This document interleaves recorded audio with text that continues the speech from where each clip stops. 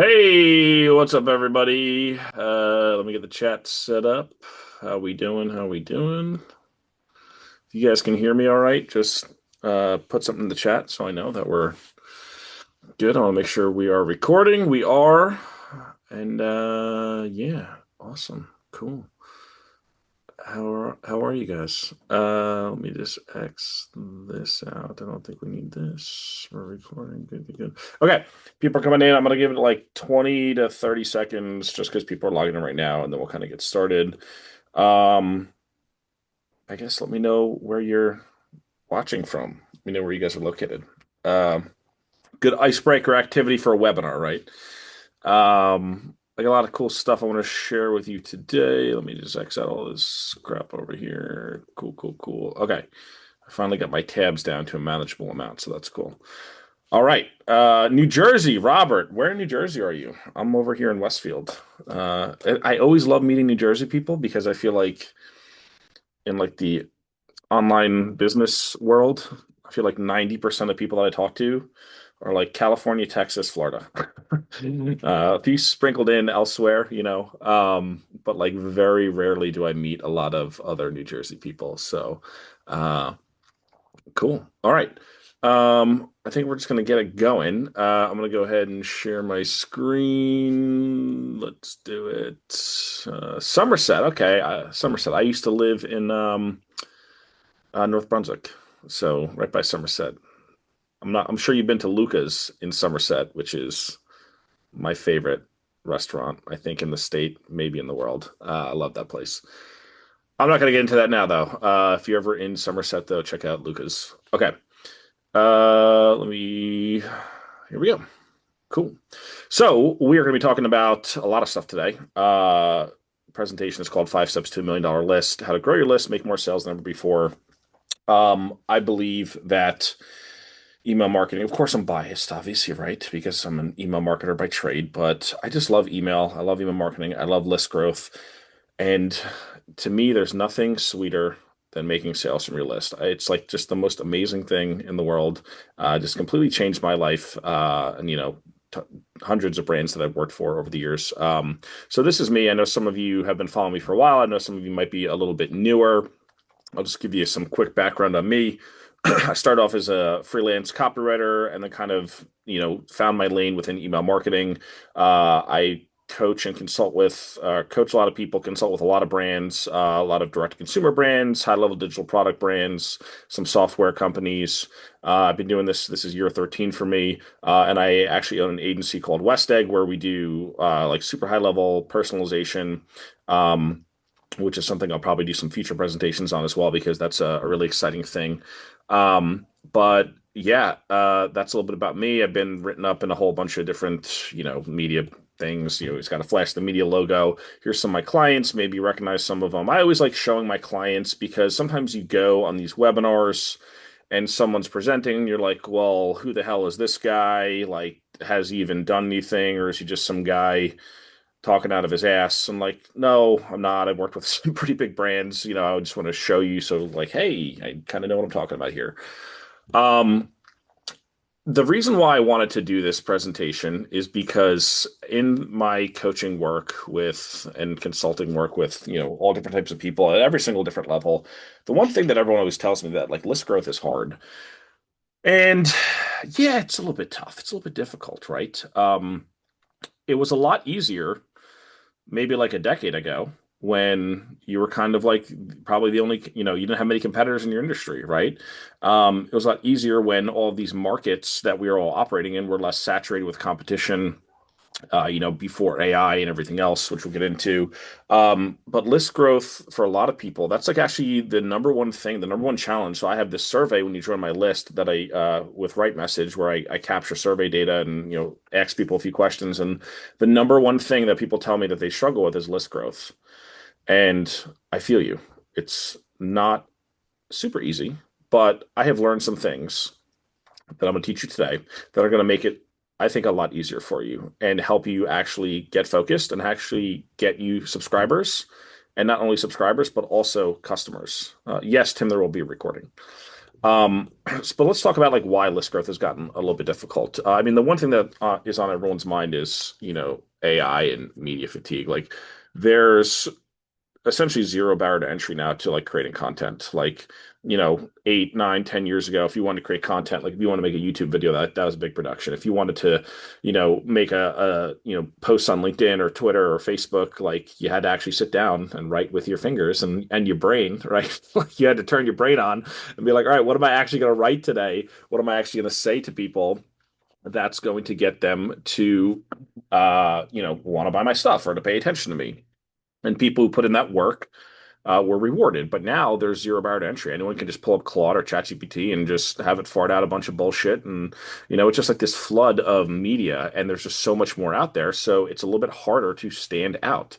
I like to call it slop world. That's what we're all living in because there's just so much slop on every single timeline. And it's almost like, you don't even want to go on the social half the time, right? And people are skeptical, and on social media, people make shit up all the time too. So you never even know what you're really looking at, whether it's AI generated, whether it's real, whether it's actually truthful.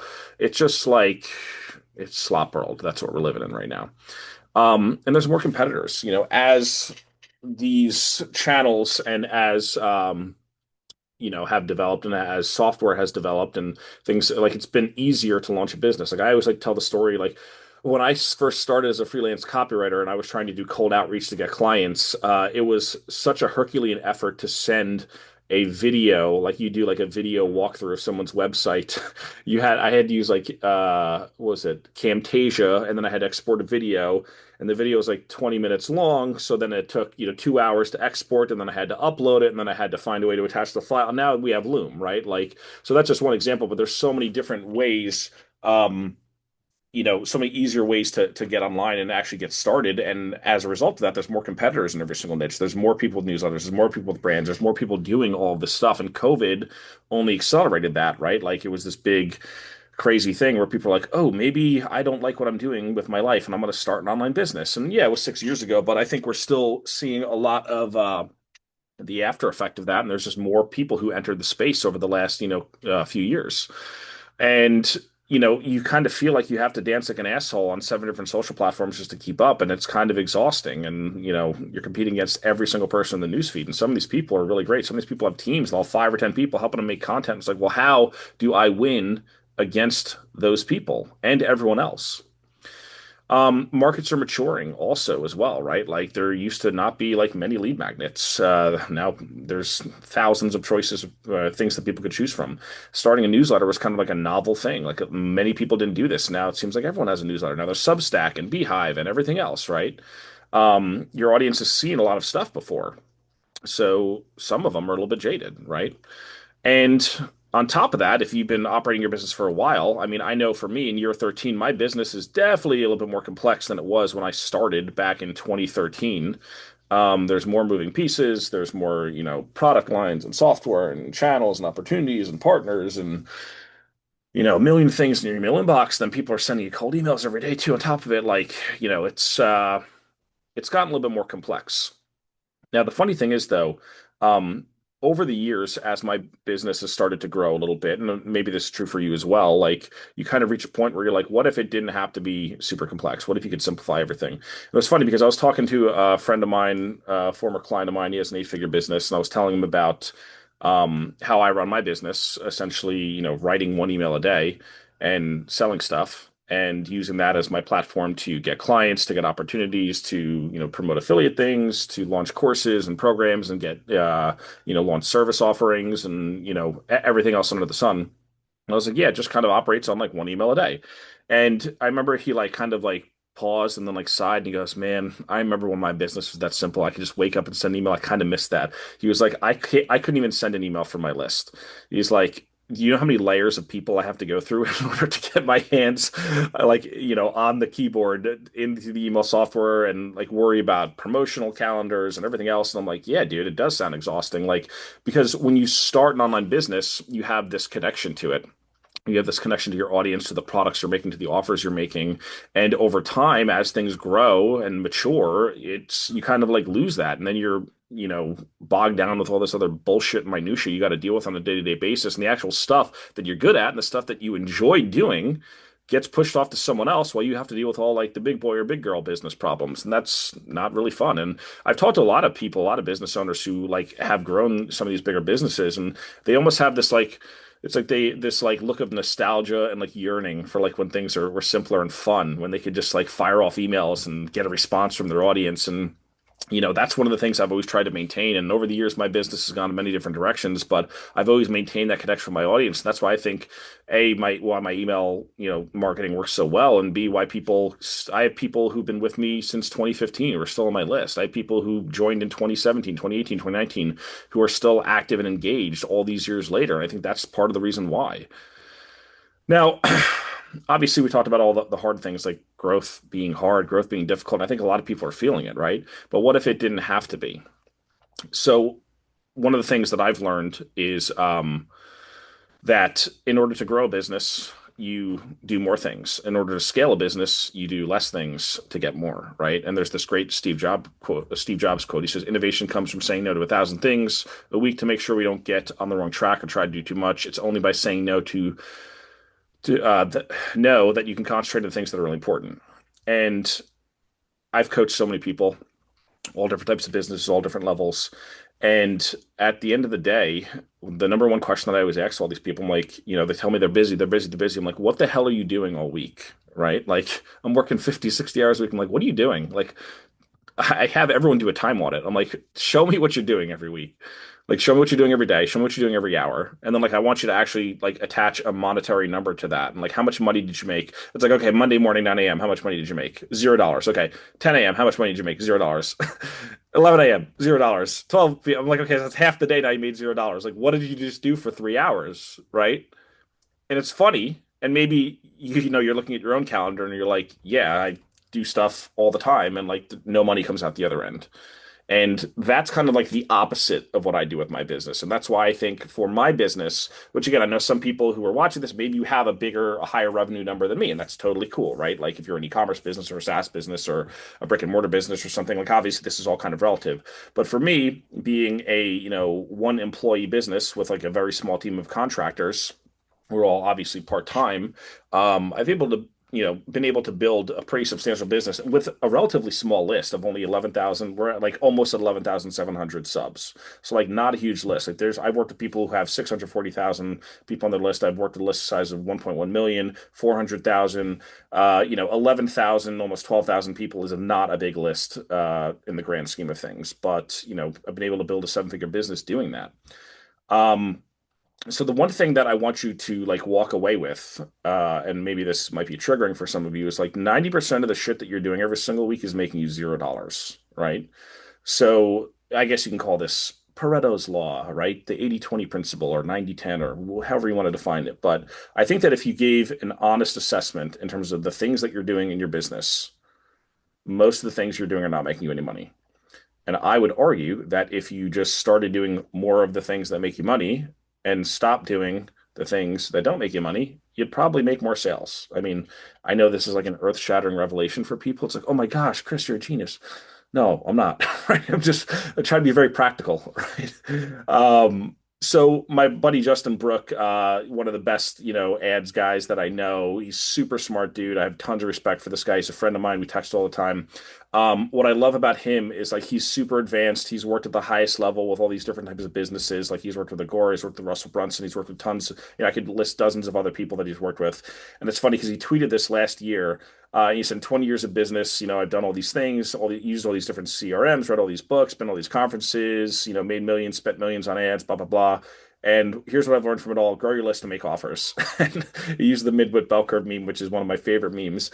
And it's funny because this is like the heart of it. Like if you look at the best businesses out there, like this is what they're focused on. They're like, is this going to grow our audience, our subscriber base, our customer base? And do we have things to sell them? And are we continuing to develop things to sell them to monetize the attention that we've captured?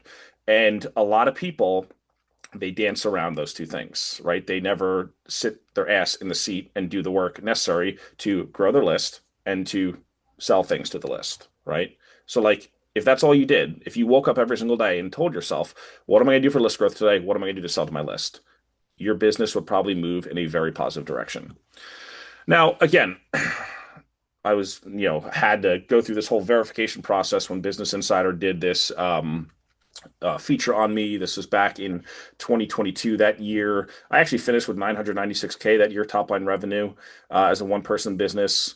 I think I had one contractor at the time. No, I had a couple agency writers and one other contractor. And not bad for only working 5 hours a day, right? I had two kids at that time, and that's one of the things that people tell me. It's like, oh, I'm a parent, I have children. I'm like, I get it. I have three kids. My oldest is about to turn 6. I have a 3.5-year-old, and I have a 7-month-old. So I feel you on the time thing. Like, I totally understand. I always laugh when I see you get these like 22-year-old kids and they're talking about working 14 hours a day. I'm like, I literally cannot do that. Like, I have a family, I have a wife, three very young kids. I also coach my son's wrestling team. Like, we have school drop off, we have school pickup, we have doctor's appointments, we have all of these things. Like, I get it. Believe me, if there's someone who gets it, it's me. But I just want to show you like what's possible if you apply leverage in the right points of your business. And there's my beautiful family. This was last summer, actually, when my right after my daughter was born, and I was just waking up, writing an email a day, and that was about it. Um, I love this graphic. This is from Dan Kennedy, who is a very big inspiration of mine. He talks about like um not like the levels of wealth, right, that are kind of like distributed, you could say, throughout society, you could say throughout business, you could say even within certain industries, specific verticals. There's always like kind of a distribution, again, maybe like a Pareto's law type distribution here, right? And there's like 20% of people at the top here who seem to be doing pretty well, and then most people are kind of struggling. And it's like, well, why is there this disparity? And there's probably a number of reasons if you look at different industries, but I think ultimately comes down to the people who are at the top are making different decisions than the people who are at the bottom. And I don't really think you could argue with that. I mean, I'm sure that's not the only factor, but I think that's a large part of it. I think most people have agency, and most people, we all have the same 24 hours in the day. And, like, I wasn't handed my business. I built my business from scratch. I was a public school teacher. I taught special education. I didn't go to school for marketing. I went to school for sociology. I took 6 years in college. I was like on the Van Wilder plan. Um, like, really wasted that opportunity. I really should have gotten a better major. Sociology is kind of a BS major, and didn't really learn anything. Didn't really show up to class that much either. But, that's a whole nother story. But once I got out, I was like, I really don't want to do this job for the rest of my life. So I built my business from scratch. And, why did I end up where I am in my business? Well, it's because I made different decisions. I did different things with my time, and I focused on different things. And again, like, you can't save every single person in the world, right? Like, I know I can't personally. I mean, I wish I could, but I can't. But all I know is that I have made a very particular set of decisions with the way that I grow my business and the things that I apply to my clients' businesses that have helped them grow exponentially in a very short amount of time. So the big thing, that the takeaway here is, the best online business owners don't do what everyone else is doing, right? You see this all the time. Everyone's got an opinion on what you should be doing for growth. And again, I know I'm giving you my opinion, so of course, right? Like, it's a little bit funny for me to say this. Like this, I'm just going to tell you what I've done, and I'm going to tell you what I've done with my clients, and then you're going to kind of decide if you're like, hey, I like what this guy's talking about, or maybe you don't, and that's totally fine either way. But this is just my own personal belief that I think people who grow do things differently than people who don't grow. And I don't think that's something that most people could argue with.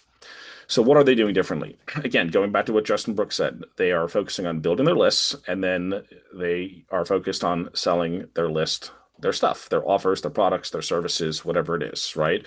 Every single day when I wake up, I ask myself how I could get better in these things. That's what I focus on every single day of my life.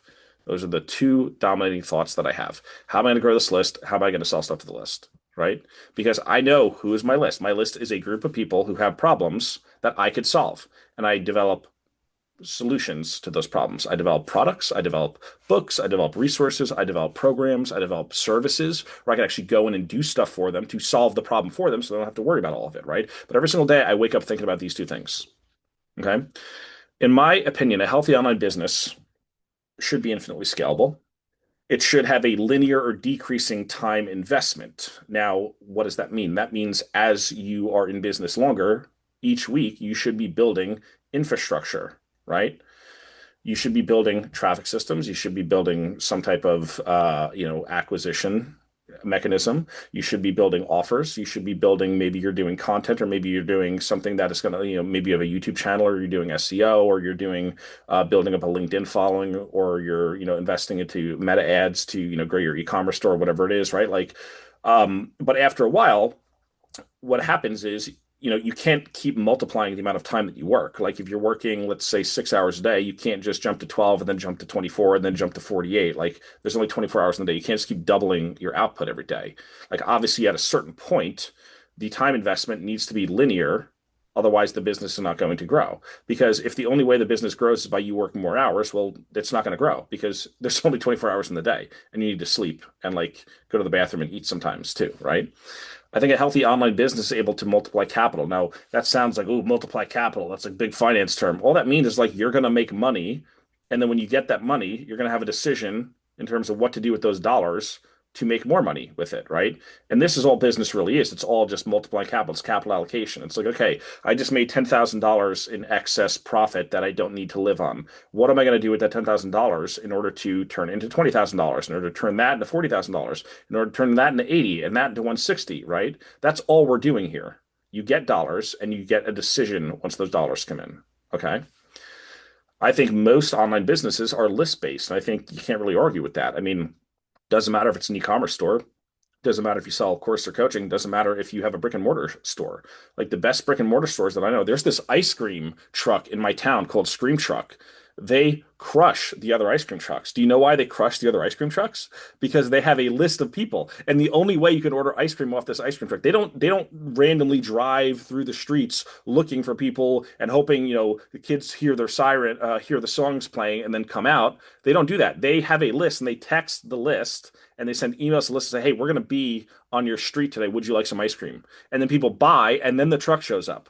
They are worth like 5 times the amount of every other ice cream truck. And I know because they put out a deck when they were raising money. And I said, this is a great business because this is a list based business, right? The value is not in the truck. The value is not in the ice cream. The value is in the list that they own because they could tap that list at any time to make money appear. Okay. This is the important thing that you need to understand about your business. Your business is a list business. I don't care what you sell. Or just, well, my business, I don't care what you sell. Your business is a list business. The internet is one big collection of lists. Marketing is just about lists, right? That's all this stuff is. Like, and when you see it through this lens, everything starts to make more sense. So your goal is to build a list, and not just a list of prospects, but a list of buyers and a list of whales, and we'll get to that. A healthy online business should produce massive cash flow. I work with some people, and they're like, I actually had a coaching student probably about 3 weeks ago, and she was saying like, I never taken distribution from my business, and I was like, well, that's kind of the whole point, right? Like, you need to do that, and until you take a distribution from your business, A, it's not going to feel real, and B, like you almost need to give yourself like this Pavlovian response to be like, ooh, money hit my personal bank account. I like that, and I want that to happen again. So what do I have to do in order to continue making this happen, right? It needs to be tangible. You need to have a reward for the work that you're doing, right? And I think it should be fun. I don't think your business should feel like a nightmare running because if it's not, you're not going to do the work necessary in order to grow it, right? Like I love my business. I love waking up and firing off an email. It's like the most fun thing ever. I'm like, I can't believe I get to do this for a living. It's great, right? If I hated it, I probably wouldn't be very successful at it. I mean, I think that's kind of obvious, right? I believe that your profit is going to grow when you get better at email marketing. And why is that the case? Well, because acquisition is oftentimes tough and expensive, and email marketing deals with retention, and that's with making sales from people who are already in your audience, who have already been acquired, right? Like when I send an email, I don't have to pay Meta to send that email, right? Because I've already either paid Meta in terms of ads or I've done some kind of content and brought people there to my list. I don't have to pay a secondary acquisition cost. Like if your business just runs on ads and you have to pay every time you make a sale, that's going to be lower margin than if you are making sales from email, where there's no acquisition cost because you've already paid that. The people who I acquired from ad funnels back in 2020, I have not paid another acquisition cost, but I continue to sell things to them. Okay. And again, this is like basic like finance, business finance knowledge, right? Like I'm not some like genius CFO, right? Like this is just kind of like common sense here, right? I think that your email list is the greatest asset in your business. I know that like if someone took all my products away and my website away and all those things away, and they just handed me a CSV file with my email addresses, I could get set up on another software and I could be back in business tomorrow, making money tomorrow, right? That's the one thing where like everyone says like, oh, if you could, thank God we have the cloud, right? But like, if you run to a burning building, you'd save one thing, like I'd grab the list because that's the most important thing in my business as far as I'm concerned. All the products can be rebuilt. We could launch new things, right? The website, we could build a new website. We use Claude Code, have a website in 3 minutes, right? The list is where the value is, right? I think your list is your moat, right? That's the moat around your castle. That's something that protects your business. I've worked with people before. It's like they have this big Instagram following or YouTube following or whatever it is, but like someone else is controlling your distribution, right? And maybe, hey, maybe you're very good at hacking the algorithm behind that distribution. Maybe you're really good at, but that could change tomorrow. Algorithms change all the time. X, Twitter, whatever you want to call it, had an amazing algorithm for years. Now it's awful. I mean, I still get business off of it, right? And I still like hanging out there and I meet a lot of important people, so I hang out there. But man, I used to post stuff and it would get 150,000 impressions, 70,000 impressions, 80,000 impressions. I'd be getting followers, I'd be getting people on my email list, and I still get some of that. But like now, if I get a post that gets 20,000, I'm like jumping for joy. And it's crazy because that used to be like my number one organic channel.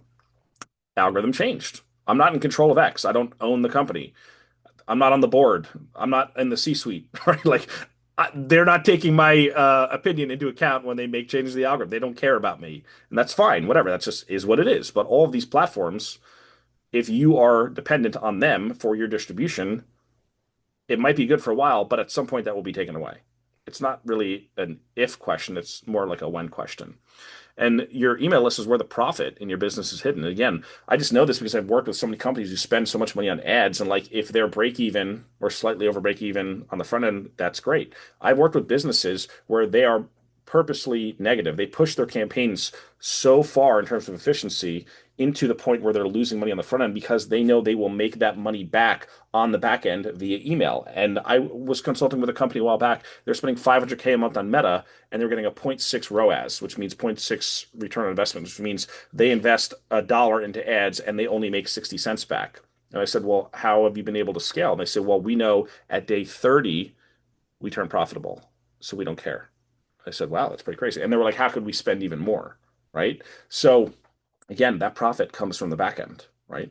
And the other thing with email is I think it's pretty simple and easy, and there's asymmetric upside to it, right? Because the bigger a list grows with more quality people, like it doesn't take any more time to send an email to 10 people than it does to 10,000 people. It's the same amount of time to write. But obviously, when I have 10,000 people, I'm going to make more money than when I have 10 people, right?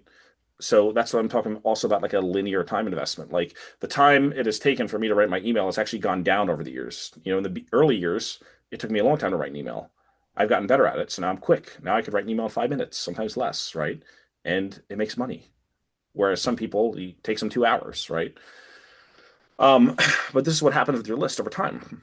As the population size of your list grows, your revenue goes up, right? Because if you're growing your list and it's good quality people and you have good offers that people want to buy, then of course it's going to grow as you get more people. I mean, it's math, it's numbers after a while, right? So this is what I want to get into now, the meat of it. Like the simple system is going to help you make more sales from your list fast. Now, before we get into this, I want you to imagine getting paid every time you hit send, right?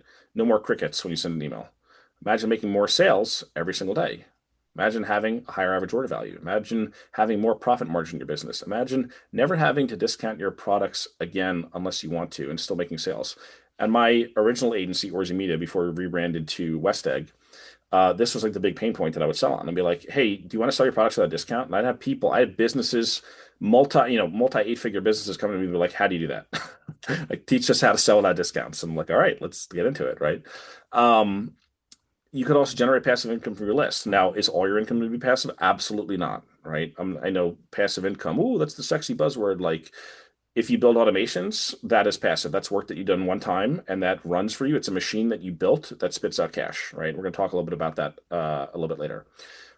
There are days when I work for 20 minutes or less, right? There are days when I drop my kids off, I come back, I write an email. Maybe I got to go somewhere. Maybe I'm meeting a friend. Maybe I got a doctor's appointment, or maybe I have to take my car in or my wife's car in to get serviced. And I'm like, that's all I got done today because by the time I get back, I got to pick my kids up. Then it's playtime. Then it's dinner time. Then it's bath time. Then it's bedtime, right? Now, is that every single day? No, of course not every single day, right? But there's a lot of days when that's all I have to do because I'm like, all right, I sent my email, I made money, I moved the ball down the field, right? Like, what else do I have to do that day? It's like I did the most important thing of the day. I made cash appear. My job as the CEO, as the owner of my business, as the founder, whatever you want to call it, like my job is to make sure cash appears, right? So like every day I wake up and I make sure cash appears. Mind-blowing stuff, right? Like people don't think this way. It's funny, it's crazy. Um, so yeah, that's what we're gonna get into. Now, this is a concept that this is like number one in the five steps, right? Offers over funnels. Now, I'm not saying that funnels are bad. That's the first thing that I want to say. Like, I have funnels. I have a lot of funnels, right? And there's a lot of different ways to grow your business. Okay. What I have learned doing this myself over the years is that funnels will change. The products you sell will change, right? You might have a funnel that's really, really solid for a while, and then all of a sudden it just stops working one day. And that's going to happen to everyone, okay? Doesn't matter how long the funnel works for. Maybe the funnel works for 5 years, and then one day you wake up and it's just not performing anymore, right? You need to be able to generate new offers to the audience of people that you have built. And again, I've worked with e-commerce brands too, where they have great product funnels, single product funnels, right? But their product catalogs evolve and change over time. Sometimes they start with one product and then years later, they're not even selling that original product that they started with. But they are a brand who is able to create offers for an audience that solve that audience's pain point. Okay. So it's a big thing to understand here. Now, the funny thing is, like, I've looked under the hood of some people's, like, there's some really lean funnels, which are great, and then there's some really complex funnels. I've looked under some really complex funnels, and it's all these different steps and these different triggers and different, like, if this person does this, then do this. And like, it's some of that shit's like crazy. And I'm like, man, that's like really cool. But what happens when it all breaks, right? My funnel is pretty simple. I just grow my list and write emails. That's what I focus on. Now, is it perfect? No, no business is perfect, right? I'm not going to sit here and tell you that it is, but it's pretty damn simple for me because I just know that, again, as long as I'm getting people onto my list and then selling them products that solve their problems, then things are going well. And that's all I really care about at the end of the day. What I found is that simplicity scales and complexity doesn't, right? And I don't think that that's really up for debate. Like, if you have a simple system that you understand, that you can manage well, it's going to take you a lot further than some complex, crazy system that you built with all these different bells and whistles that you can't really manage or can't really optimize. Okay. Like, this is my lead magnet and I've had this book. I think I published this book in 2018, so it's been like 8 years, and people still sign up for this every single day, right? Like, free offer, you get a free book, teaches you this. Here's the CTA. Like, I've had, I don't know, 50,000, 55,000 people download this over the years. Now, they haven't all stayed with me, of course, and that's okay. That's naturally what's going to happen. Like, I wish everyone stayed. That's just not going to happen. I don't care what your business is, you're never going to have a 100% retention rate. That's fine. You don't need to make money, right? I've had a lot of people download this thing. Funny thing is, I look back on this book and I cringe. I'm like, oh man, I can't believe people still like that thing, right? Because I wrote it so long ago, and I learned so much since then. But it's simple. Like, people, they're like, hey, I have an email list. I want to make money from the email list. And then they sign up and then they read my emails every day and then they buy stuff that helps them accomplish that goal, right? So I do opt-in pages and I also have some low ticket products that I run ads to. And the whole purpose of those products is just to liquidate the traffic cost so I can get leads for free, right? Just as if like someone comes to your website and they opt in, that's free, right? If they found you through Google or social or whatever. We also do low ticket products, which help monetize people coming in through the opt-ins and also just monetize and recoup through paid traffic like Meta and X and stuff like that. Then I do daily emails and then I send people to offer pages. And a lot of times some of these are like super ugly offer pages and they still convert really well. Now, actually, though, you have like Claude, which you could like make, like I made my agency page with Claude and that was like super easy. So you don't even need like ugly offer pages. You could have pretty good ones, even if you have no idea what you're doing when it comes to design. But it doesn't really matter. Even if you have ugly pages, like my first program that I sold, my first digital product that I sold it for 2 years with just an order form. It was like a headline, a subhead, a thumbnail, and like 6 bullets and like the place to put in your payment information. And I sold hundreds of thousands of dollars worth of that product just by daily emails. Pretty crazy. The other reason why I kind of like the offers versus funnels approach uh, is that your business is still maturing. You probably don't have it all figured out, and that's okay. And I feel like for a lot of people, this is like a breath of fresh air because everyone always tells you like you got to have this one straight line funnel, and everyone runs through it. And like I remember, I was like, I don't know how to I don't know what I want to focus on yet, right? Like I'm still figuring out who my audience is. I'm still figuring out what offer I want to sell. And I have like 17 different programs that I've created over the years. And it's not because I wanted 17 different programs, it's because I've evolved, my audience has evolved. And that's the big thing is I've evolved. I've taught different things. I've kind of meandered in different directions and I follow what interests me, right? So if I'm like, okay, now I want to help people do this thing, like now, okay, I have to rebuild this whole big funnel, like, or I could just launch an offer to my list and then test it out and then worry about scaling it up later. The other thing too is with an email list, like if you are someone who's kind of like a thought leader in your space, and this doesn't matter whether you sell physical products or digital products, it's really all kind of the same. You need dialogue with your audience, right? Like you need feedback loops. You need to talk to people in the replies, on calls, in your programs or whatever it is, or in customer support, settings. And that's going to help you refine what you sell and make it better and develop new and better things. And you could also do this thing called an offer spiral. So an offer spiral is essentially this concept where, if you have multiple different offers, even if you have one offer, you can run different cycles throughout the year. But like, I look at this like you have 52 weeks throughout the year. That's 52 different product promotions you can do throughout the year, right? Like, and it doesn't mean I only have to promote one product one time a year. I could do it every single month. I could do it every single quarter. I could do it every 6 weeks, right? I could spiral through. And what I found, which is really crazy, and I've seen this not only with my own business, but like bigger business I've worked with. I remember I was working with this one business, and on average, it took 2.4 launches for someone to convert. That was like the average time to conversion, which is pretty crazy because most people they'll do a launch, they'll do a promo, and they'll be like, "Oh, well, these people didn't convert; they're dead leads." It's like, no, that's oftentimes not the case at all. And I've done this spiral where I keep spiraling back to these offers as the year goes on, and each time you fill it back up with more people. Another thing too is a lot of people are still figuring out their traffic strategy, and your traffic strategy might change again. Like I just told you the story about how X was a great acquisition platform for me. Now, not so much. Now it's a good networking platform for me. I still get some acquisition, but like, if I had a funnel that relied on X, then I'd kind of be out of luck, right? So that's why I like focusing on offer development better than a specific straight line funnel. And also, like your best work is still ahead of you. Like you're going to develop, you're going to change, you're going to refine things over time, and you're going to evolve. And you're building for your 1,000 true fans, right? Like there's that Kevin Kelly article, and maybe you've read it before, but like that's who you're building for. And again, you're understanding of who they are and what they need, and they are going to evolve and develop too, and they're going to want different things from you as you grow. Like the things that I was teaching back in 2017, 2018, 2019, like again, I still have a lot of those people, but they're at different levels of their business too, and they need different things, so I develop things for them, right?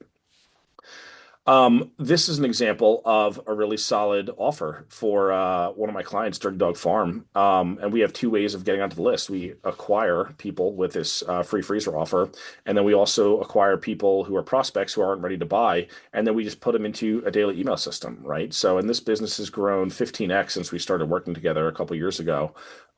Very simply, just with running ads to front end offer, sending daily emails, and just continuing to sell stuff on the back end. Now, the other thing that you want to understand here is whales versus minnows. And this is a concept I learned from a very smart man named Drew Sanaki. And within every audience, there's whales and there's minnows. And a lot of people, what they do is they focus on selling to the minnows instead of selling to the whales. Now, the whales are infinitely more valuable. There's a much smaller amount of them within any audience, but the best way that I could describe this, at Copy Chief Live back in, gosh, what was it, 2019 maybe? I was talking to James Schramko. I don't know if you guys know James Schramko, super smart dude. And I was asking about my own business, and I was like, I'm not really sure what to do. Like, I have some of these lower priced offers, and he goes, there's 10% of your audience who's willing to pay 10 times more for whatever you're selling. And I was like, whoa, that's pretty cool. And I tried launching some higher ticket things, and he was absolutely correct. There are people, in about 10% of them, who wanted to spend more for higher levels of access or service or whatever it is, right? And this is a graphic from like mobile games, but really this distribution is seen everywhere, where there's a very small amount of whales who spend a significant more amount. It's smaller percentage wise, but the amount of money that they spend is light years ahead of the minnows, who don't really spend much at all.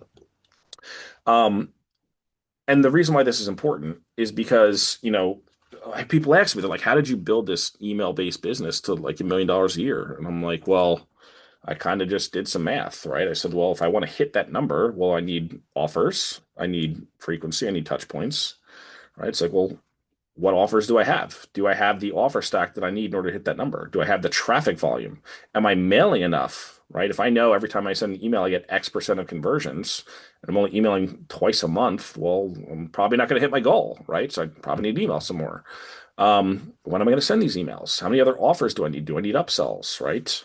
Like there's a lot, again, it's not like rocket science here, but people don't sit down and do this. They're like, my business isn't growing. I'm like, let's look at the numbers. They're like, no, please don't make me look at the numbers. I'm like, well, the answer's in the numbers. Of course it's in the numbers. It's always in the numbers. Your business is just a big math problem. That's all it is, right? I knew I wanted to get this business to this level. So I said, okay, what offers do I have? How many units do I need to sell of each offer? How often do I need to promote them? How many emails do I need to send for each one of them? Do I have the traffic? Do I need to get more traffic? Where can I get the traffic from? How many leads or customers can I get from each one of these traffic sources? How much is it going to cost me to do that, right?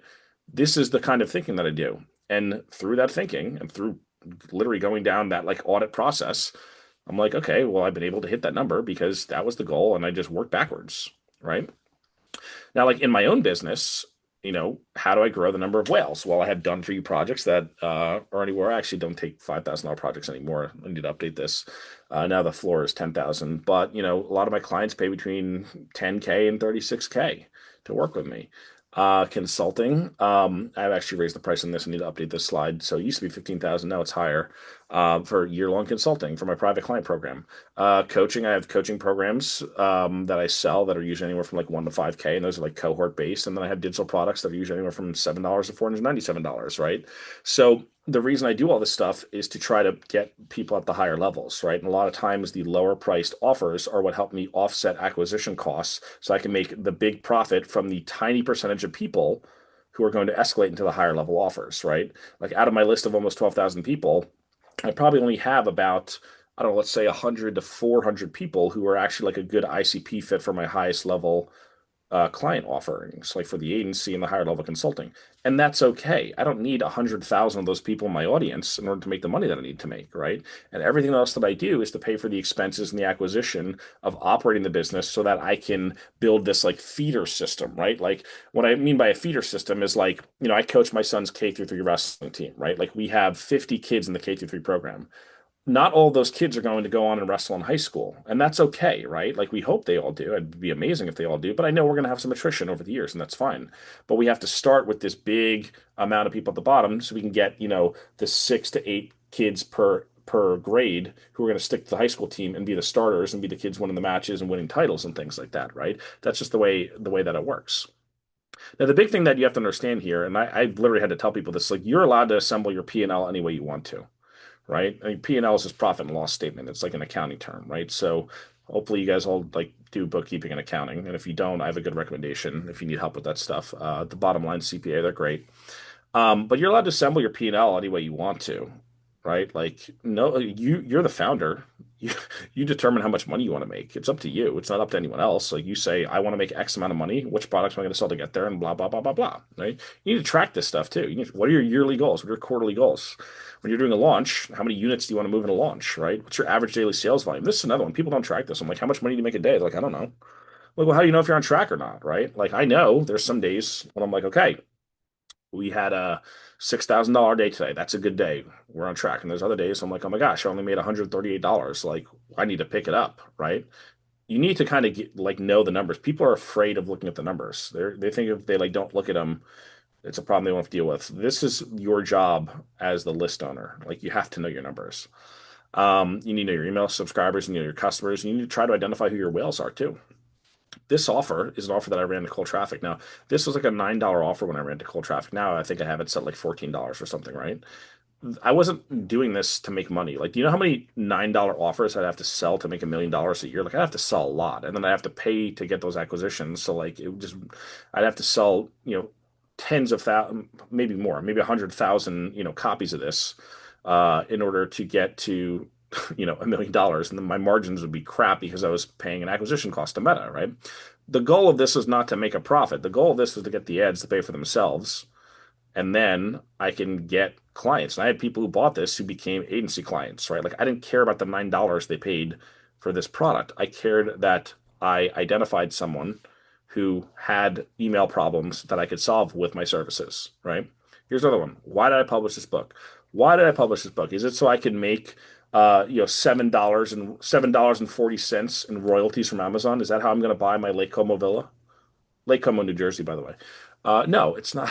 Right? Like, no, it's not how I'm going to pay for that. This is an acquisition tool, right? This is a front end offer. This is whale bait, right? Because the person who reads this book has an e-commerce brand and they want to scale it up. And when they want to scale it up and they need help with that, whether it's services or consulting or any kind of strategic guidance, they're going to say, wow, that guy Chris really knows his shit. I'm going to hire that guy. And I have people all the time who do that. Traffic is really the easy part, right? It's figuring out what is the front end offer that is going to be whale bait, that's going to get the big whales. And every market has whales. I showed you Dirty Dog Farm before. Their cow shares are like, I don't know, I think $6,500 for a whole cow, something like that. It's actually a really good deal. Because it's enough beef to last you for like at least a year and feed like your whole family, and they give you a free freezer too. Um, Again, like the offer is what makes traffic easy. Like they have a really great front end offer that people are buying like hotcakes. So like traffic, everyone's like, oh, I don't know how to do ads. I don't know how to do this. I'm like, 90% of finding success with ads or even with content is just having something really good that people want. And if you don't have that, then you need to develop that. Like that's kind of, that's going to make traffic easier. Everyone says, oh, it's so hard to get traffic. It's not hard to get traffic. You can have traffic in 5 minutes from now. You can go into Facebook Ads Manager. You can take a screenshot with your phone. You can do talking head videos, 30 seconds, and have an ad running. It's not hard to do. There's a million videos on YouTube about how to do ads. It's really not hard to do. I'm like an idiot and I can do ads, right? Why? Why can I do ads? Why can I do content? Why can I do all partnerships? Why can I do all these things? Because I develop really good offers that are whale bait that have good economics through the rest of the business. Okay. So when you're making your front end offers, does it attract whales? Is it congruent with who you want? Years ago, I'm kind of embarrassed to admit this, but like I had this when I was starting to get retainer deals and people were asking me about them. I'm like, oh, I'm gonna make an email course about how to get four-figure retainer deals as a copywriter. And that was like a free lead magnet. It was like a free, 9-day email course or 8-day email course or whatever. And then like as my list was starting to grow, I was like, hey, none of these people are like potential clients. And I was like, oh wait, duh. Hello, stupid. That's not a piece of whale bait. That's a piece of bait for other copywriters. It's not a piece of bait for people who want to hire me for services. So I changed the bait. You want to catch different fish, you use different bait. Very simple, right? Is it congruent with your backend offer? Is it easily understood? Is it different and unique? Can you get your front end profitable or at least close to break even? Enough where you're recouping some money. That's the big secret too. Like if you're recouping your money the same day that your content or your ads or your partnership things run, then you're good. It's free acquisition, free subscribers, free customers, right? If your list is not growing, you probably need a stronger front end offer. Okay. And then you need distribution on that front end offer. Okay. Now, obviously, I said traffic's not the hard part. You do need more traffic though, right? It's not super difficult, but you're going to need more traffic. You need more volume of people. I ask people all the time, I'm like, what do you do to grow your list? And they're like, I'm like, what? I say, what have you done the last 7 days to grow your list? And most people, they say, well, I haven't really done anything. I'm like, well, guess what? I'm going to blow your mind right now. That's probably why your list is not growing because you haven't done anything to grow your list. Duh. Right? Like, I hope you guys are finding this funny too. I laugh. I laugh. I'm not laughing at these people, but I'm laughing at the absurdity of the situation. Like, well, it's again, this is not like rocket science here. It's like you've done nothing to grow your list, so of course your list isn't growing. Like if you have a garden, you're trying to grow tomatoes and you don't water the plants, they're going to die. Like that's this is how life works, right? There's three types of traffic that you're going to focus on. There's only three ways to grow a list, as far as I'm concerned. And the naming conventions for this are from my friend and coaching student Alex Greenfield, very sharp e-commerce operator, and she's really super smart. Tons of respect for her. But she had these three categories: direct response, brand, and protect the castle. And I remember she made this post on Twitter. I was reading it. I was like, oh wait, that's kind of like what I do, right? Direct response is like ads. Brand is content, right? That's like free stuff that you post that is designed either to get like, search traffic or to get organic interruption traffic and like a social feed. And then there's protecting the castle, which is partnerships, right? And you could use all three of these. So you could focus on one, and oftentimes it's probably a good idea to just hyper focus on the one in the beginning and then expand to the other ones. But as you grow and mature, you'll probably end up using a mix of all three. And I think that's totally fine to diversify traffic at a certain point. Now, ads, like again, pull out your cell phone. This is my backyard. This is my kid swing set. Like, this is my backyard. Like this video, I could not beat this video. We ran this campaign for 14 months. I threw tons of creative at it. I could not beat this video. It was awkward. I had the boomer pause. They call it the boomer pause. That's what all the young kids, the Zoomers call, even though I'm not a boomer, they call it that when like you have like that half second or second long pause before the speaking starts. Despite all that, me making this shitty little video in my backyard, this one got like hundreds and hundreds and hundreds of customers coming through. It's crazy. So this is for a free lead magnet funnel that was used to grow my list, and this was for a paid low ticket offer, which we got a ton of customers there too, right? Um, and those ads paid for themselves and made a profit because they paid for themselves in the front end, and then those people bought other things, right? Content, brand building, like here's a YouTube video. And my YouTube, like I'm not the best YouTube guy in the world, believe me. I have almost 7,000 subs, which is still kind of crazy to think about. Even though I kind of think that I suck at YouTube, but people apparently like my videos, so I'll take it. But brand building, right? Like, are you putting content anywhere? Like, if people say I don't want to run ads. Fine, don't run ads. Whatever. Are you doing content? They're not doing any content. They're not posting anywhere. They don't have any articles or any discoverability in any search engines, whether it's AEO or SEO. They have no videos. They're not doing that either, right? Like this stuff's free. Content is like an unscratched lottery ticket that like you wake up every morning and there's an unscratched lottery ticket on your table, right? And you could scratch it off and maybe you don't win anything. And most days you're probably not going to win anything, and that's totally fine. But some days maybe you win $500, maybe you win $1,000, maybe you win $100,000, right? It's free to scratch the ticket. It doesn't cost anything, right? For me to make this YouTube video, it didn't cost anything. I just filmed a video. Here you go, right? I post videos all the time. I don't even use thumbnails half the time. I'm not saying that's the right strategy, but like a lot of times I'm like, I'm just going to post a video. And if nothing happens, cool, but people watch them. And they're like, wow, I watched your video on XYZ. Like, you need to talk. And I'm like, holy crap, that actually worked. Of course it did, because you're putting stuff out there into the world. You're becoming someone worth following, right? And again, it doesn't matter what kind of products you do. Like, Dirty Dog Farm, who I referenced before, one of my private clients for 2 years now. They post a video on Instagram every single day, and it's Jesse, who's phenomenal on camera, and he just takes his phone, he goes out in the field with the cows, and he just talks. And they went from 2,200 followers to I think they are like 167,000 followers, and they did that actually in about 6 or 7 months, I think was the time frame, and made like millions of dollars of sales just by posting videos every single day on Instagram. And there's a lot of my students who do that. They just post videos. They're ugly, not optimized, not well, they don't have a camera crew. They're just pulling out their cell phone and doing it. You got to do something. You have to do something. Now, partnerships is the third way. Now, partnerships is just using other people's audiences, right? That's all it is. Here's an example. Like, here's three examples, right? This one down here is with Matthew Kimberly. He promoted me as an affiliate. So I have 104 affiliates in my system. I used to have more. I kicked a bunch out because they weren't performing, and I left the high performing ones, right? So I said, hey, if you promote me, I will give you a percentage of sales. Now, people in every industry do this. I have e-commerce clients who do this, digital product clients who do this. I do this for agency services. I talk to other agencies and say, hey, if you want to send me a client, I'll give you a percentage of the deal that comes through. And then they'll introduce me and I will introduce them, right? Like a lot of companies do this. It's, again, nothing crazy, right? This one up here with Kieran Drew, this is a list swap. So he promoted my email template. I promoted his, I forget which resource, it might have been a writing course, to my list, right? So we each promote each other, and kind of like a rising tide lifts all ships. I do list swaps all the time, right? Because I want to get in front of their people and they want to get in front of my people. We don't lose subscribers. We each gain subscribers from doing that. And it's really a win-win situation, and it's free to do. And you can do a list swap every single week. If you did 52 list swaps over the next year, what do you think would happen to your email list? People are like, oh, it would grow. And then they end up doing zero because they just don't do anything. I'm like, if you just did it, it would work, like obviously. This one is, this is me promoting Jason Resnick, who really good friend of mine. Um, promoting his thing, right? So like I do these things all the time because again, I want to get in front of his people or her people, whoever I'm promoting, whatever partner it is, and they want to get in front of my people, right? There's this quote that I love, and I've seen this a few times. This was one that I just found on Twitter, searching Google. First time founders are obsessed with products, second time founders are obsessed with distribution. I've heard a bunch of people say this over the years. Um, Distribution really is everything, right? It's like who has distribution? Remember I said before that the internet is just like one big collection of lists? Facebook is a list. Facebook is 2.6 billion people. It's a list. That's all it is. It's a list, and they know who on the list is interested in what, and then you pay money, and then they put your ads or your posts in front of people who are interested in those things. You're paying Facebook to rent their list, right? Google is a list. I say everyone's searching stuff on our website. We have a list of all these people who are searching for these things. Do you want to buy some of their attention?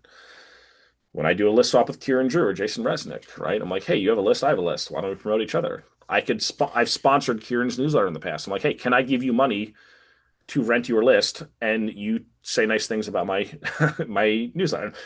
Newsletter sponsorships. I didn't invent that. It's been around for a long time, right? Um, I love this graphic of the distribution because it's funny because Slack is something that like I use and a lot of people use Slack, right? Um, and it's a great product. And they launched 3 years earlier than Teams did. But why did Teams have this meteoric rise? Well, think about how many companies already were using Microsoft products, right? They already had so much baked in distribution. They could launch 3 years later and have, what is this, 6 times, 5 times, 6 times more users than Slack by 2020, right? Pretty insane. That's the power of distribution. So, like, who has lists of your potential customers? There's people out there, every single one of your customers is on someone else's list right now. Every single one of them. Every single potential future customer is on someone's list somewhere, right? Once I realized that, I was like, oh, that's the game we're playing. It's just how do I get in front of those lists? Whether I have to pay an ad platform to do that, or whether I have to partner with someone else, or whether I have to post content to try to juice the algorithm to get access to someone else's list, right? Can you tell where I did the list swap here? Look at this. I don't even remember which partner this was. This was almost 400 subs in one day. Pretty cool stuff, right? Definitely an outlier day. And the next day, there's a lot of trickle traffic that came in too. Um, okay, number 4, send daily emails by hand. Now I know we have AI, and everyone's like, "Oh, dude, you could write an email in 3 seconds." I'm like, "Yeah, you can," but I don't know many people who are like really doing well with that approach. I mean, I'm sure there's some, but I think that you gotta kind of have a voice and a unique perspective, and you gotta kind of write from the heart. And like, I write all my emails with these fingers right here, right? The reason I do that is because there's a lot of just like mindless bullshit content out there, right? Like, and I do not want to sound like everyone else. I want to sound like me. And can I train an AI? Yeah, I can. I could take the 3,000 emails that I've written on my list, but the only reason that AI would ever work that well is because I took the 3,000 emails and plugged them into the AI. So the 8 years of emails that I've been, writing daily to train it, then like, yeah, maybe it would sound like me. But without those 3,000 emails worth of context, it would just be chat GPT slop, right? Um, again, I'm not anti-AI. I use AI every day for a lot of different things in my business. But there's this quote that I love, and this kind of describes my own philosophy about email marketing and important pieces of copy. This is from the guy, I forget his name. David Simon, is that his name? I don't remember the guy's name. He's the guy who did The Wire, the TV show The Wire, which I didn't particularly love, but whatever. But a lot of people love it. They said it was great.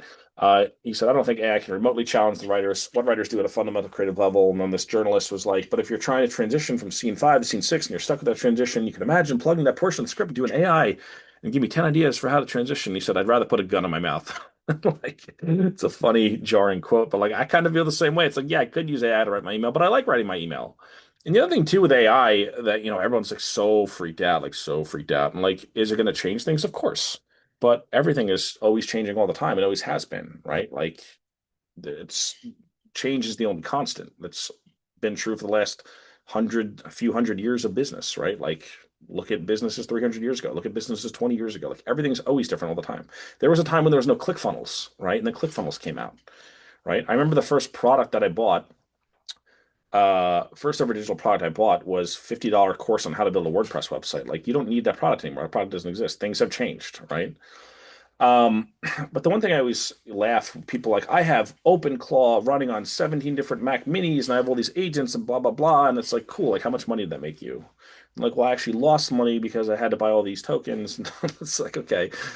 I mean, listen, like I said, I'm not anti-AI. There's a lot of uses. But the other thing with AI that'll, like, I always ask people when they're bragging about their setups, I'm like, if it was so powerful, like, why aren't you a billionaire? And they never have an answer for that, right?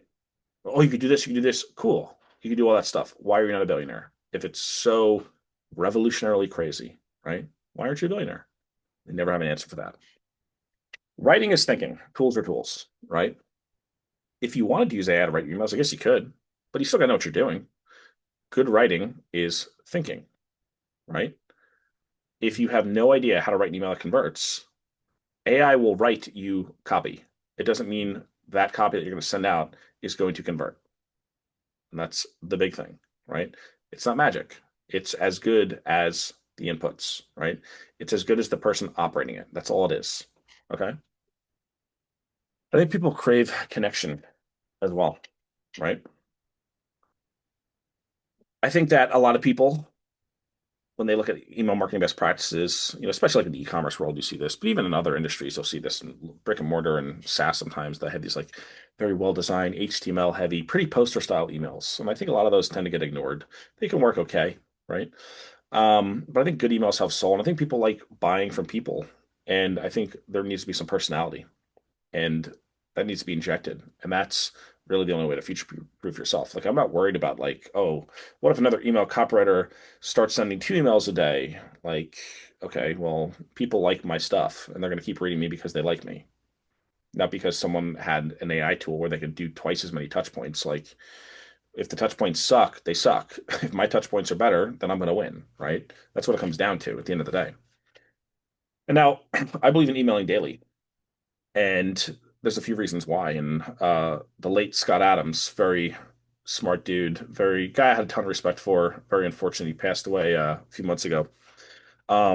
He has this great quote that I just internalized many, many years ago. And he says, losers have goals, winners have systems, right? Losers will say, I have this big, crazy, hairy, audacious goal. And then like they don't do anything to go after it.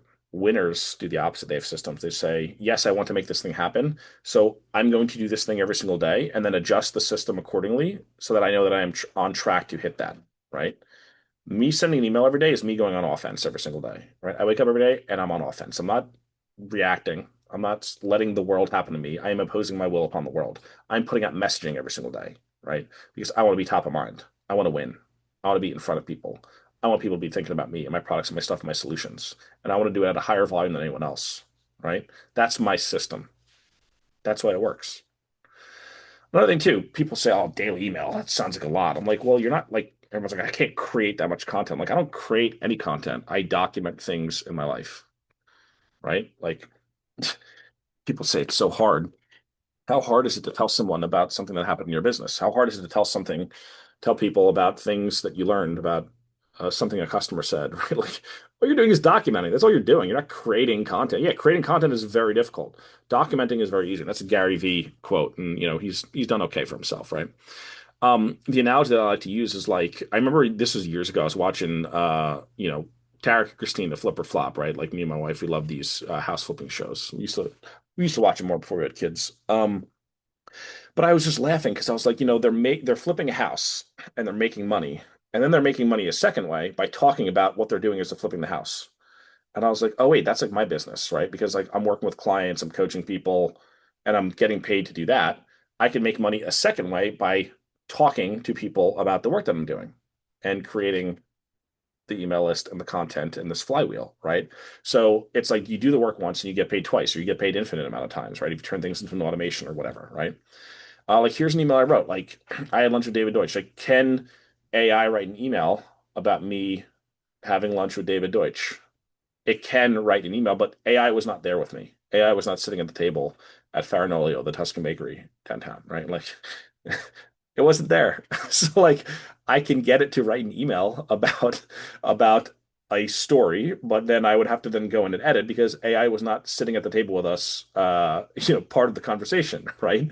So here's another one like Dirty Dog Farm. And again, I plug them all the time. It's their, longtime client of mine. They do a great job and they have phenomenal products. Like this whole email, I'm not going to read the whole thing, but this one was so funny. There was so like they get such good responses from their emails because there's so much personality in them. And this one he was talking about where was it? Where was the line I wanted to see? Oh yeah, why does corporate America have the design sensibility of a massively depressed Eastern Bloc urban planner trying to quickly rebuild a city after World War II? What was the point of kind of winning the Cold War, which every action movie I watched as a kid made it very clear is fundamentally a clash of colorful fun Americana versus bland Russo grayscale. If we just wind up with corporations inflicting their own brutalism via shareholder value, anti-color fiat on us. And he was basically talking about how everything is just so bland and boring in the real world. And that was kind of like the meta lesson, right? But like this is the kind of stuff right here where like people read this and like, wow, this brand has personality. This brand is fun. This brand is different. This brand isn't like, hey, buy our beef because it's really good for you, right? Like this is something where it's like every day people want to tune back in and they want to see the funny thing that happened or they want to see what your take is on something, right? You need to know how to write well, right? You can write an email every day. You can send email every day. But if you don't know how to write well, you don't know what to write, you don't know what to say to people to get them to open their wallets, you're kind of just wasting your time. You got to educate, you got to entertain, you got to inspire people, right? In order to get them over the line to actually buy. I believe that you could 7 times your sales with daily email. Because a lot of people out there, they're emailing like once a week, if that. So like if you're emailing once a week and I'm emailing 7 times a week, who's going to make more sales? I'm going to make more sales. I'm always going to make more sales. I have more volume than you. I'm going to drown you out. People are going to forget who you are over the next 6 days because I'm writing every day and you're not, right?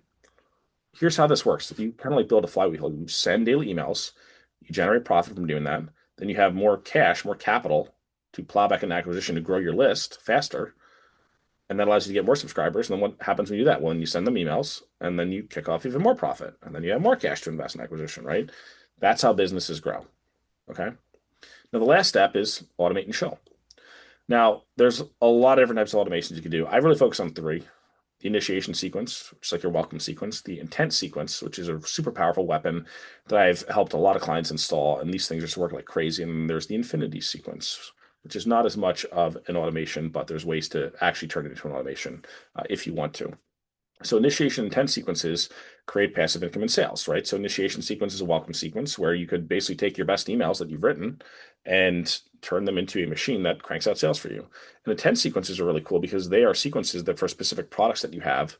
And I do these all the time. I have like 9 of these things and I set them up and I just send people down. It's like, when people click on links in my emails, they get put into these sequences, they don't even know it, and they promote that particular product. So I'll have sales where I'm making hundreds of dollars a day from 5 different products, right?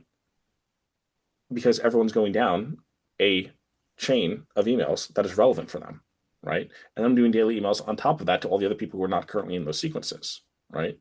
So there's so many ways to make money from your list. And the ultimate goal is for you to have less chaos and more cash flow, right? That's kind of the whole thesis of everything we've been talking about here today. Like, how do you engineer your business to where you're growing your list, you're sending out emails that sell stuff, you're automating strategic touch points, so more revenue comes in, and you have more capital to plow back into acquisition, so the machine grows and grows and grows. That's what I want to tell you about my program, Write Yourself Rich, where I'm going to help you build a lean, high profit, low stress, 1 email a day style business. Now, if you're wondering, if you've sat through all this and you're like, is this for me? Here's what I can tell you. If you are generating less than 7 figures worth of revenue from your list, then yes, this is probably for you. If you are over 7 figures worth of revenue from your list, you should reach out to me, send me an email, because you're probably a good fit for my private client program or my agency services. But if you're making less than 7 figures from your email list, then yes, this is probably a good idea for you. Now, lots of different types of businesses. Again, at the end of the day, I've worked with so many different types of brands. And, it's funny because everyone's like, oh, but like I sell this. I'm like, if you hire me to do email in your business, I'm going to do it the same way for everyone. I'm going to write similar style. I might change the voice, right? But like the techniques, the persuasion, the email frameworks, all those things are not going to change. Like a good email is a good email, right? So if you're an e-commerce brand, if you sell digital products, if you do services and you have an email list for that, if you're a thought leader or an expert, if you're a coach, consultant, even if you're SaaS or a tech company, I mean, it's all the same stuff. If you have an email list, this is for you. Now, what is included in this program? Well, module 1 is all about the Write Yourself Rich systems. So it's a super deep dive into how all the things you need to do to change and set up your business so you can streamline your operations in terms of what you're actually delivering on the product side and also on the marketing side in order to install the system into your business so that you can wake up, write an email, make sales come in, and then grow a whole lot faster. Module 2 is about how to actually write emails well. Now, some people are going to want to take this lesson and then they're going to want to go and mess with AI, and that's totally cool. You could absolutely do that if that's what you prefer. But I still write in my hand. And the reason I like writing in my hand is because it's like I wake up, I sit down, it's my favorite part of the day. I write. I know all my frameworks. I know the techniques. I know what I should write in the subject lines. I know what I should write as my openers. I know what my story frameworks are. I have all of these templates, right, that I could use in order to bang out high converting emails on repeat. And that's why I do it. And when I do it like that, it takes me 5 minutes, 10 minutes, 15, maybe 20 minutes, maybe 30 minutes if I'm writing like a 1,500 word email or something like that, right? And I'm really like going deep. but this is going to turn you to a pro email writer, which is super important, whether you're going to use AI or not. Module three is about mastering your email software. Now, obviously, I'm not going to go through every single email software, but I'm going to go through mine that I use and show you the ins and outs of how everything works. And the reason why I do this is because there's things that your software can do that you probably have no idea that it could do. And most of these softwares are like 85% the same, right? So you're like, oh, why use this? And like, again, there's probably an 85% overlap. There might be a few bells and whistles one has over the other, but I'm going to walk you through every single thing. It's like kind of the analogy that I like to use is like if you're going to go to war, you need to know how to use your rifle, right? Like if I know what every single feature does and you only know like 10% of the features, I'm going to make more money because I know how to push that tool to the limit and get more money out of it. Okay. Module four is all about front end offers and lead magnets. Again, if your list is not growing, if you don't have good front end offers, if you don't have lead magnets, if you're not getting enough people or you're not getting the right kind of people, this is going to help you develop better pieces of bait to get the right kind of people into your business, right? If you mess this up, you are going to get the wrong type of people into your business.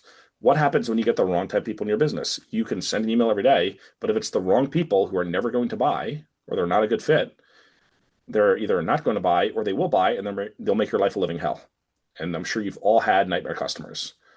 You want less nightmare customers and more dream customers. And that can be engineered based on what you do on the front end. Module five is like a super deep dive of case studies, templates, and even more email breakdowns from actual clients, like multi-million dollar clients, eight-figure clients, where I've done this system and I've run this for them as the guy in the chair sending the emails out for these brands, right? And I'm going to show you how these frameworks are executed on a daily basis across many different types of industries, selling many different types of products. That's the one thing. I'm literally going to show you like this email made money. This was good money making email. You're going to have dozens and dozens of frameworks that you can model. And you're going to not just see the framework, but you're going to see it in execution, how it gets played out, how it works. Module six is all about advanced automation. If all you did was module six and just set up a handful of these automations, sales would start coming in all the time, completely automated. And this is the fun part because writing an email and making sales is super fun.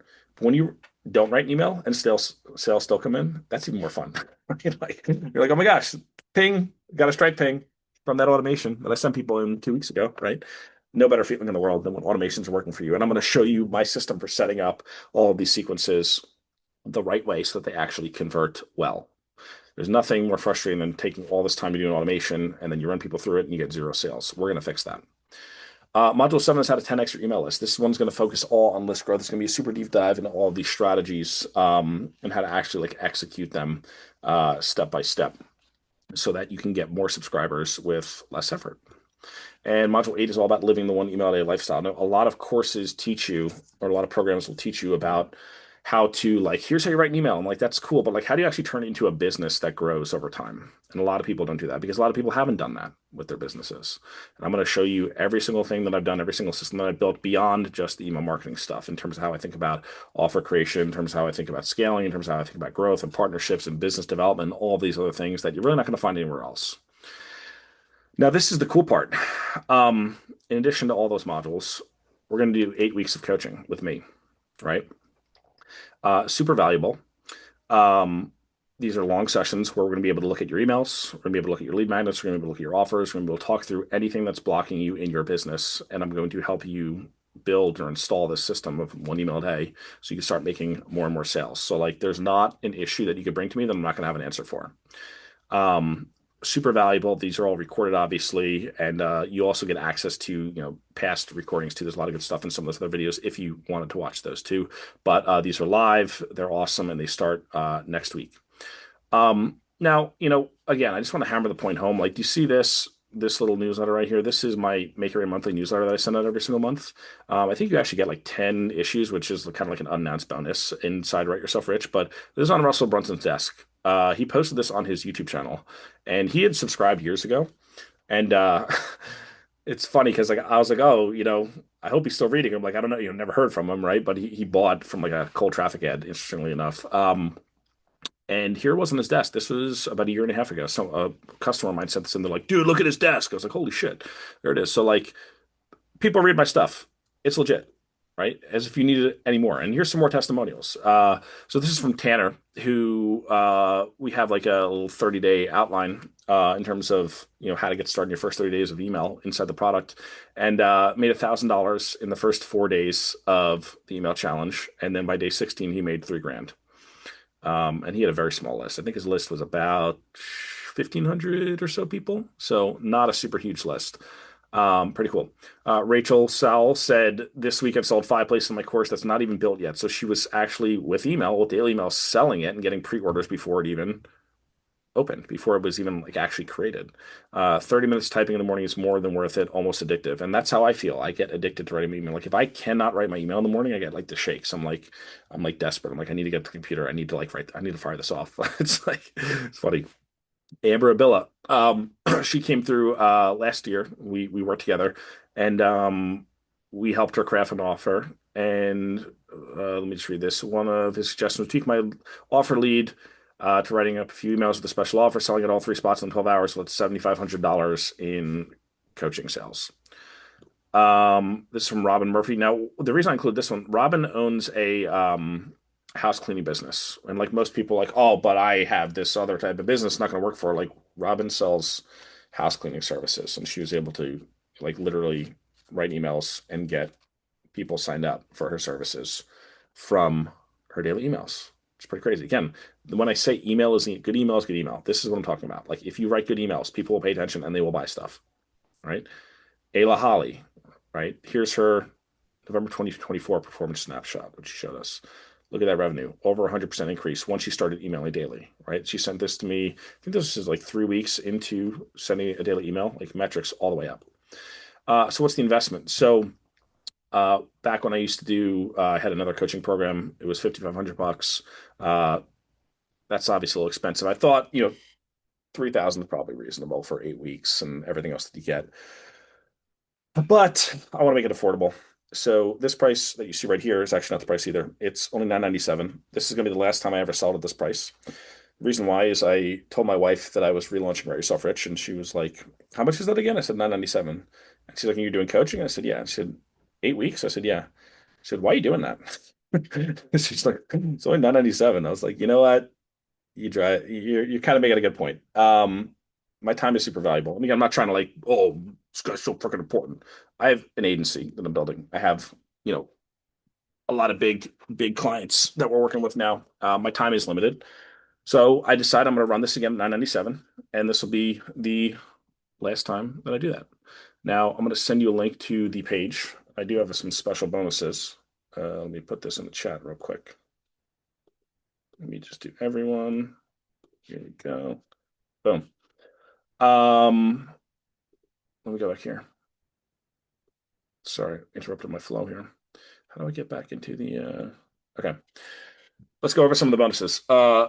Subject line masterclass. So a lot of people, they have like no idea how to write good subject lines, and I have a whole bunch of frameworks in here that are going to make it super easy. And if you've been reading my emails for a while, you've probably seen how different my subject lines are, and they get a lot of attention, and it's definitely going to increase your open rates. Seven Figure Secrets. This is a cool bonus that I made where I just kind of like took about an hour and just riffed on all of the big lessons that I learned that helped me scale to this level with a relatively small list and a very very very very lean team. And I think this one's going to help you not make a lot of mistakes that people do on the way to building their online business. Bonus three is all about segmentation. I do a deep dive into some really super simple segmentation things you can do. And segmentation is super important because segmentation basically means you are treating people in your audience differently. And what that means is you are sending more relevant offers to people who they are relevant for. And when you do that, you tend to make more sales, obviously. Number four is about launch magic. Now, most people do launches, whether those are for first time you're introducing a product, or maybe you're doing a quarterly launch or a big yearly launch for a program or a promotion that you run. This module, this bonus is full of some tips that you could use to increase your performance and sales. And I kind of grew up in my career doing launches for a lot of big companies. I worked for Jeff Walker for 2 years. Wrote tons of promotions and made a lot of sales for his company. One of my first big clients was John Assaraf. I did tons of launches. I mean, we were doing launches all the time. My best record there is 1.2 million in the first 8 hours of the launch. I wrote the entire package for that, and it was hundreds of pages to copy. But that one did really well. So, I've been doing launches forever. I packed that full of good stuff. So 365 email starter prompts. People always say, I don't know what to write. I'm like, well, here's a year's worth of email ideas. And you pick one you like, you write it, and you go make some sales. Number six, the offer masterclass. This is all about how to create and frame offers that sell better. So obviously a big piece of email is not just the emails themselves, not just the list building, but like, do you actually have things people want to buy and are you communicating them properly and effectively? And how do you increase response and conversion rates? And that's what this goes over. Bonus seven, and this is for the people who like they have a list and they've started to build it, but they don't have anything to sell. And they're like, well, how do I monetize? I'm like, there's actually, I think, 7 or 8 ways that I listed in here in terms of how to actually make money with your list, even if you don't have a product yet. So there's really no excuse. List launch, again, this is for people who are newer. How to get 100 new email subscribers in the next 10 minutes. In fact, I do this all the time still, actually. Even though my list is pretty substantial because, hey, who wouldn't like an extra 100 subs in essentially 10 minutes worth of work? So that's a pretty cool thing that you can run literally every single month, possibly even every single week if you really wanted to, and to really increase your email list size. But wait, there's even more. 30-day, 100% money back guarantee. Uh, that'll take you through the first 4 weeks. Again, a very low refund rate just because people love the program. So here's everything you get. And just a reminder, the price is going to go up to $19.97 after this round. The deadline to join is Friday, but there is a special fast action bonus for the first 10 people who join today. You're going to get a free 30-minute one-on-one call with Chris Orzechowski, me, right? So that's what we got. Let's open it up to some questions. And let me just make sure the link should be in there. Should be good to go. What questions do we have while we're here before we wrap it up? Having trouble wrapping my head around my custom steel fabrication, structural steel processing, small business with capture sales from our list. We don't have specific products. Most jobs are one-off. What kind of offers can you visualize me having? I don't want to be on every social platform. LI would be the only one I'm currently on. Haven't been the most active poster, working to do better. So I would have to imagine that your offer requires, and correct me if I'm wrong, I would probably require talking to a human. So the call to action for your emails would be to book a call or to reach out or fill out some kind of application form or some kind of I don't know exactly what you would call it, depending on how your sales process would go, but it's just high level B2B. I mean, my business is essentially B2B.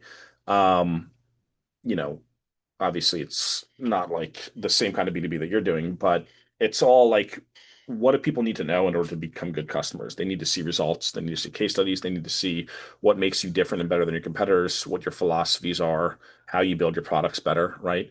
Those are all things that can be communicated within an email newsletter. Um, cool. What else do we got? What other questions? And like I said, first 10 people get a free private call.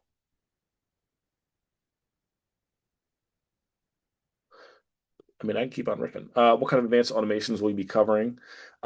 Mostly around the initiation sequence, so the welcome sequence, and the intent sequences, which are really, really powerful because what that essentially does is gives you an automated evergreen sequence for every one of your evergreen offers.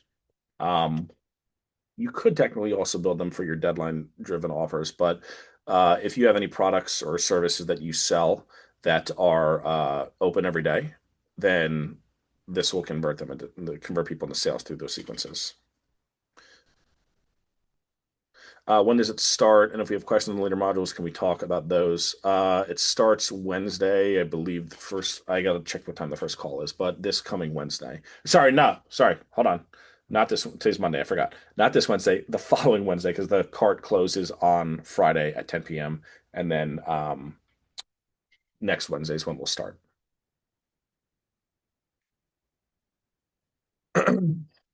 What else we got? Oh, do we have one here? Let's see the Q&A. We had one.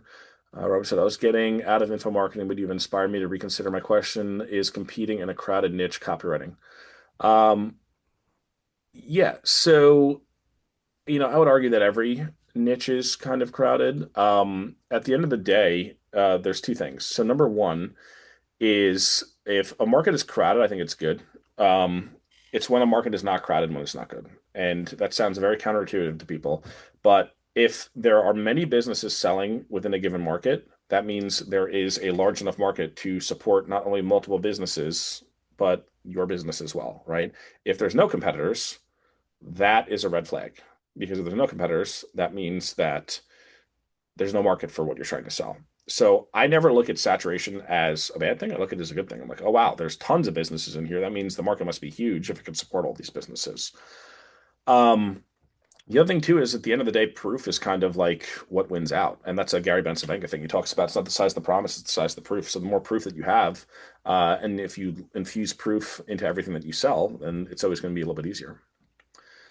What are the times and the days for the sessions? So I think it's Wednesday at noon Eastern is the time that we'll do. And the reason why is because I pick up my son. I have to leave at 2 p.m. Eastern. And then the rest of the day I'm booked out. So, and then all those will be recorded. And you could always send, what I always tell people is like, you could always send in questions ahead of time or even afterwards if you weren't able to make the call live. And I'll either answer it on the call or I'll just film you a private Loom video as well.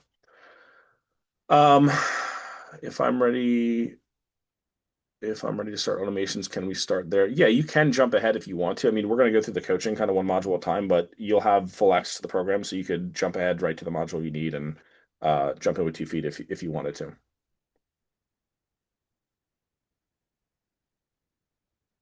All right, what else we got?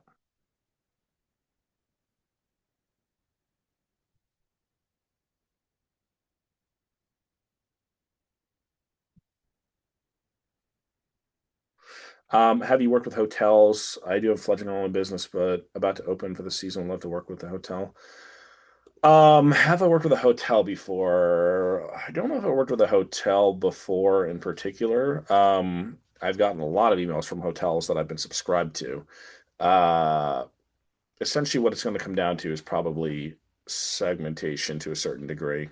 Um, Again, if it's a large hotel that's, you know, a pretty big operation with a pretty decent sized list, you might be a better fit for private client. Oh, it's small. Um, Again, I'm not like I have to imagine that it's probably not too difficult. I've worked with a lot of different types of businesses, but I don't think I've ever had a hotel that would be a first for me. But again, it's a list, it's offers, it's segmentation. As long as you're capturing emails and you have permission to email them, there's ways to make money out of that list. Cool. All right, I guess we will wrap it here. I haven't checked to see what sales. Oh wait, here's another one. I'm a semi-retired therapist who specializes in traumatized clients. I do not have a mailing list, but I want to transition to writing instead of active counseling. My mission is helping people thrive through counseling. So yeah, essentially, it's just a matter of picking for, it could be picking a content platform or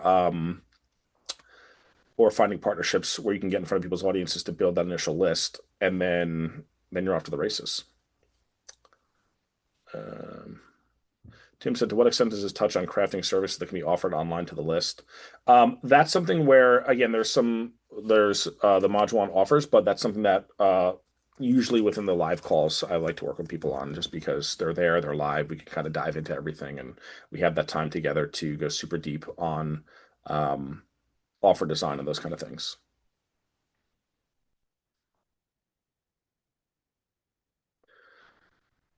Awesome. All right. I guess I'm going to wrap it up. Hopefully, I'll see you guys inside. You have the link. I'll just post it here one more time so we have it. And can't wait to see you guys inside. All right. Thanks so much. Later.